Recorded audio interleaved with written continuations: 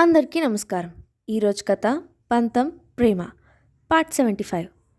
ఇక స్టోరీలోకి వెళ్తే, నువ్వు కంగారు పడకు, వాళ్ళెవరో నేను తెలుసుకుంటాను అని భానుకి భరోసా ఇస్తుంది అనుపమ. విక్రమ్, ఇషితా, కైజర్ కలిసి తను ఏడిపిస్తున్నారు అంటూ అనుపమ దగ్గర గోల పెడుతుంది భాను. భాను చెప్పింది మొత్తం విన్న తర్వాత అనుపమ కూడా భానుని ఏడిపిస్తుంది. అనుపమ మాటలకు సిగ్గుపడుతుంది భాను.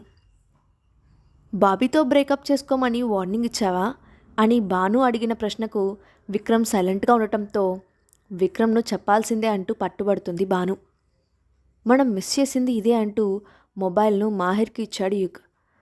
విక్రమ్ భానుల మధ్యలో పడుకున్న ఇష్తాకు అది ఎంతో నచ్చింది. ఒకే ఫ్యామిలీలో ఉన్న వాళ్ళ ముగ్గురిని తర్వాత విక్రమ్ భానులను కలిపి ఫోటో తీస్తుంది ఇష్తా. తర్వాత ఏం జరిగిందో ఇప్పుడు చూద్దాం. ఇషితాకు పట్టు పరికిణి వేసి బుట్టబొమ్మలా తయారు చేస్తారు లీలావతి. అప్పటి వరకు వేసుకొని ఉన్న జీన్స్ షార్ట్స్లో కన్నా నిండుగా ముద్దుగా కనిపిస్తుంది ఇషిత. మువ్వల పట్టీలు పెట్టి తను అటు ఇటు పరుగులు పెడుతుంటే చూసి మురిసిపోతుంది లీలావతి.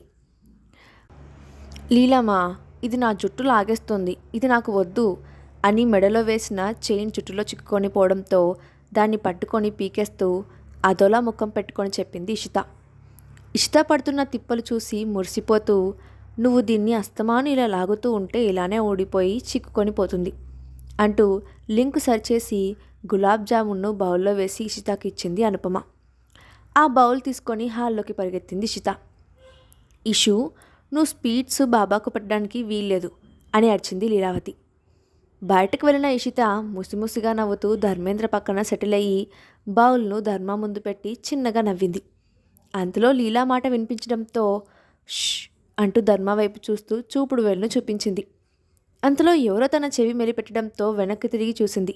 వెనుక నిలబడి ఉన్న లీలావతిని చూసి ఆశ్చర్యపోతూ, లీలామా, నేను ఇవ్వలేదు, నాకు తెలీదు, బాబానే తీసుకున్నాడు కదా అని ధర్మ వైపు చూస్తూ చెప్పు అన్నట్టుగా తల ఊపింది ఇషిత. నాకు తెలుసు, మీరిద్దరు తోడు దొంగలు అని అంది లీలావతి. బౌల్లో మిగిలి ఉన్న 2 పీస్లను చెరొకటి నోట్లో వేసుకొని లీలావతి వైపు అమాయకంగా చూసి నవ్వారు వాళ్ళు. అసలు మీకు భయం లేదు, ఉండండి మీ పని చెప్తా అని లీలా అనగానే, నాకు అసలేం తెలీదు అంటూ అక్కడి నుండి పరిగెత్తింది ఇషిత. తర్వాత వంటగదిలోకి వెళ్ళిన లీలావతి యుగుతో ఆడుతున్న ఇషితాను చూస్తూ, గుడి, మన ఇంట్లో ఇలా చిన్నపిల్లలు తిరుగుతుంటే చూడాలని ఉంది అని అంది. పక్కనే ఉన్న అనుపమ భానుని చూసి నవ్వుతూ, చెప్పానా అన్నట్టుగా నవ్వింది. మా, ఈరోజు వంట పని నేను బాబీ చూసుకుంటాం, నువ్వు ఇషితాతో టైం స్పెండ్ చేయి అని చెప్పి బలవంతంగా లీలావతిని బయటకు పంపేసి వంటగదిని ఆక్రమించేశారు భాను అనుపమ. 10 నిమిషాల తర్వాత భాను భాను అంటూ లోపలికి పరిగెడుతూ వచ్చింది ఇషిత. ఏమైంది, ఎందుకు అలా ఆయాసపడుతున్నావు అని అడిగింది భాను. డాడీ కనిపించడం లేదు, హీస్ మిస్సింగ్ అంటూ ఏడవడం మొదలుపెట్టింది ఇషిత. ఇషిత చెప్పింది విని ఆశ్చర్యపోయింది భాను. అప్పటి వరకు నవ్వుతూ అల్లరి చేసిన ఇషిత అలా ఏడవడం మనసుకి కష్టంగా అనిపించింది భానుకి. ఇషితాను ఎత్తుకొని కిచెన్ గుట్టు మీద కూర్చోబెట్టి ఇషిత కన్నీళ్లు తుడిచిన భాను, ఇషు కూల్, ఏమైంది సరిగ్గా చెప్పు అని అడిగింది. నేను డాడ్తో వీడియో కాల్ మాట్లాడుతున్నా, సడన్గా డాడ్ మొబైల్ కింద పడిపోయింది, ఇప్పుడు కాల్ చేస్తుంటే కలవడం లేదు అని చెప్పింది ఇషిత. మొబైల్ కింద పడిపోయింది కదా, పాడైపోయి ఉంటుంది, నువ్వు భయపడకు, డాడ్ వచ్చిన తర్వాత పనిష్మెంట్ ఇద్దాం అని చెప్పి అది ఇది చెప్తూ పూర్తిగా ఇష్టాను డైవర్ట్ చేసేసింది భాను. మాహిర్ రూమ్లో విక్రమ్, మనం ఆర్వీ ఇండస్ట్రీస్ను హ్యాండ్ ఓవర్ చేసుకుంటున్న విషయం గుడికి తెలియదు కదా అని అడిగాడు మాహిర్. లేదు, బన్నీకి ఈ విషయం ఇంకా తెలియదు. అనుపమ ఇన్సిడెంట్ వల్ల బన్నీ ఏ విషయాన్ని పట్టించుకోలేదు. తర్వాత ఇష్ట రావడంతో పూర్తిగా డైవర్ట్ అయిపోయింది. అది మంచిదే, ఈరోజు సాయంత్రం వరకు గుడికి ఈ విషయం తెలియకుండా చూసుకోగలిగితే చాలు. లేదంటే తాను ఇలా చేయడానికి ఒప్పుకోదు, అడ్డుపడుతుంది అన్నాడు మాహిర్. అదే నాకు అర్థం కావడం లేదు. వాళ్ళు అంతగా అవమానిస్తున్నా బాధ పెడుతున్నా అన్నీ మౌనంగా భరిస్తుంది తప్ప నోరు తెరిచి ఒక్క మాట చెప్పడం లేదు. తనే గనక నన్ను అడిగి ఉంటే రాజ్వీర్ బన్నీ మీద అటాక్ చేయబడిన రోజే వాడి జీవితంలో ఆఖరి రోజు అయి ఉండేది అని పళ్ళు కొరుకుతూ చెప్పాడు విక్రమ్. దానికి కారణం లేకపోలేదు విక్రమ్. అర్థం కాక మాహిర్ వైపు చూశాడు విక్రమ్. అశ్విని ఆంటీ. అశ్విని గారా? హ్మ్, అవును. అశ్విని ఆంటీ తన కోసమే అలా అయిపోయారని గిల్ట్ ఫీల్ అవుతుంది. అందుకే ఆ రాజీవ్ అంకుల్ ఏమన్నా ఎన్ని అన్నా మౌనంగా భరిస్తుంది తప్ప మాట్లాడదు. ఎదురు తిరిగి సమాధానం కూడా చెప్పదు. అదే అలుసుగా తీసుకొని వాళ్ళు గుడిని అవమానించడం మానడం లేదు. రాజీవ్ దృష్టిలో భాను తప్పు చేసింది కాబట్టే అన్నీ భరుస్తుంది అని అపోహపడుతూ ఇదంతా చేస్తున్నాడు.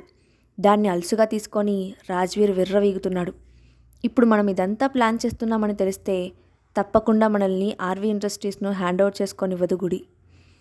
ఈరోజు సాయంత్రం వరకు తనకు విషయం తెలియకుండా చూసుకోగలిగితే చాలు. ఆ తర్వాత తనకు తెలిసినా పర్వాలేదు. అప్పటికే కంపెనీ మన ఆధీనంలో ఉంటుంది. ఆ తర్వాత తెలిసినా గుడి ఏమీ చేయలేదు. ఈలోపు తను ఇల్లు దాటకుండా చూసుకోవాలి. ప్రస్తుతం గుడి చుట్టూ ప్రమాదమే పొంచి ఉంది. ప్రస్తుతం ఎవరిని నమ్మే పరిస్థితి లేదు. నమ్మకంగా ఉంటూనే నక్కి నక్కి వస్తున్నారు. పొంచి ఉండి అదును కోసం ఎదురు చూస్తున్నారు అని ఉద్రేకంగా అన్నాడు మాహిర్. బావా, ఇక్కడంతా నేను చూసుకుంటాను, నువ్వు కంగారు పడకు. రాజ్వీర్ కానీ బన్నీ నీడను కూడా తాకనివ్వను అని స్థిరంగా చెప్పాడు విక్రమ్. విక్రమ్ కళ్ళల్లో కనిపిస్తున్న స్థైర్యం గుంభనంగా తనకు ఏదో చెప్తున్నట్టుగా అనిపించింది మాహిర్కు. కానీ అదేంటో అడగడానికి అర్థం కావడానికి ముందే అక్కడి నుండి వెళ్ళిపోయాడు విక్రమ్. విక్రమ్ నాకు తెలియకుండా మరేదైనా ప్లాన్ చేస్తున్నాడా?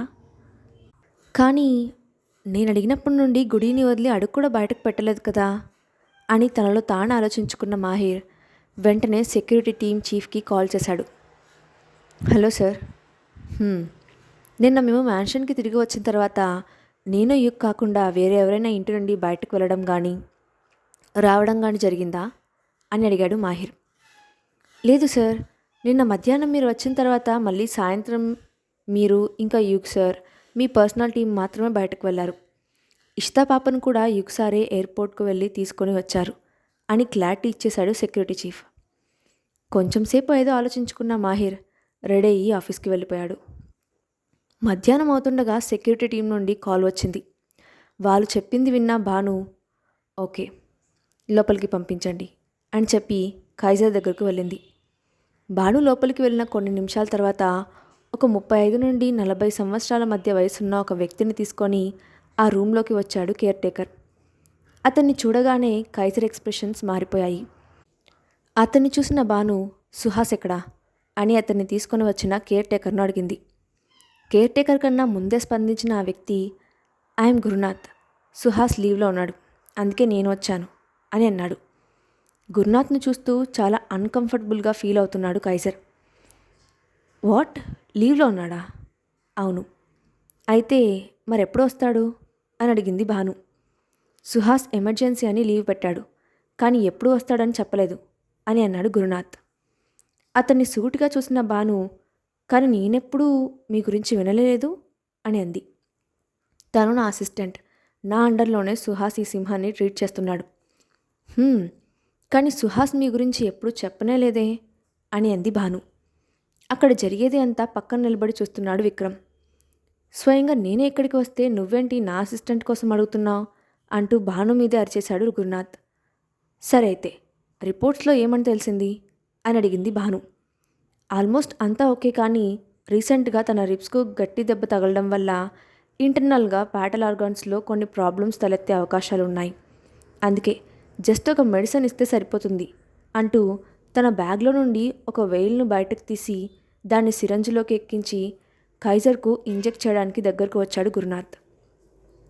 గురునాథ్ మీద నిప్పులు చెరుగుతున్నాడు కైజర్. దానితో అదిరిపడ్డ గురునాథ్ తన ఇష్టం వచ్చినట్టుగా కైజర్ మీద అరుస్తూ భానుకి కంప్లైంట్ చేయడం మొదలుపెట్టాడు. అతని మాటలు విన్న భాను కైజర్ కామ్ డౌన్ అని అంది. భాను మాట వినగానే సైలెంట్ అయిపోయాడు కైజర్. ఆ వేలు తీసుకొని చూస్తూ ఉన్న భాను గురునాథ్ కైజర్కు ఆ ఇంజెక్షన్ చేయబోయే ఆఖరి క్షణంలో అతని చేతిని పట్టుకొని ఆపేసింది. అది చూసి వెంటనే అలర్ట్ అయిపోయాడు విక్రమ్. భాను తన చేతిని పట్టుకోవడంతో ఆశ్చర్యపోయిన అతను ఏంటిది, ఏం చేస్తున్నావు, నా చేయి ఎందుకు పట్టుకున్నావు అని అరవడం మొదలుపెట్టాడు. చెప్తా కానీ ముందు ఈ మెడిసిన్ ఎందుకో అది చెప్పు అడిగింది భాను. చెప్పాను కదా అని అన్న గురునాథ్ భాను కళ్ళల్లో కోపం చూసి fatal organs, internal bleeding, ribs injury అని తడబడుతున్నాడు. అతని చేతిని పట్టుకొని మెలి తిప్పిన భాను అతన్ని మోకాల మీద కూర్చోబెట్టి ఎదురుగా ఉన్న టేబుల్కి అతని తలను నొక్కిపట్టింది. అతని చేతిలో నుండి ఆ ఇంజెక్షన్ తీసుకున్న దాన్ని అతని మెడ మీద పెట్టి, అవునా, కానీ నాకెందుకు ఇలా అనిపిస్తుంది? ఎలా ఎలా అంటే దీనివల్ల ఫ్యాటల్ ఆర్గాన్స్ క్యూర్ అవ్వడం కాకుండా ఒక్కటిగా ఫెయిల్ అయ్యి 48 గంటల వ్యవధిలో ఇది ఇంజెక్ట్ చేసిన ప్రాణి చనిపోతుంది అని అంది భాను. దాంతో షాక్ కొట్టినట్టు బిగుసుకుపోయాడు డాక్టర్ గురునాథ్. లేదు, అలా ఏం కాదు అని అన్నాడు. అవునా, అయితే చూద్దాం. ఇది నీకు ఇంజెక్ట్ చేస్తాను. నువ్వు 24 గంటల తర్వాత కూడా బ్రతికే ఉంటే అప్పుడు దీన్ని వాడికిద్దాం అని ఆ ఇంజెక్షన్ను అతని మెడ మీద గుచ్చబోయింది భాను. భాను నుండి తప్పించుకోవడానికి ప్రయత్నిస్తున్న గురునాథ్ పక్కన ఉన్న వస్తువును తీస్తుండడంతో అతని చేతిని తొక్కిపట్టాడు విక్రమ్. దానితో అతను పెట్టిన కేక ఆ గది మూలల్లోనే మిగిలిపోయింది. అతను జుట్టు పట్టుకొని కళ్ళల్లోకి సూటుగా చూస్తూ, చెప్తావా లేదా నీకే ఇంజెక్ట్ చేయమంటావా అని అతని మెడ మీద మరింత ఒత్తిడి పెంచుతూ అడిగింది భాను.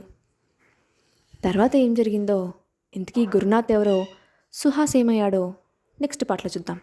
ఈ స్టోరీ అప్డేట్ ఎలా ఉందో కింద కామెంట్ బాక్స్లో మీ ఒపీనియన్ని షేర్ చేయండి. Thanks for watching.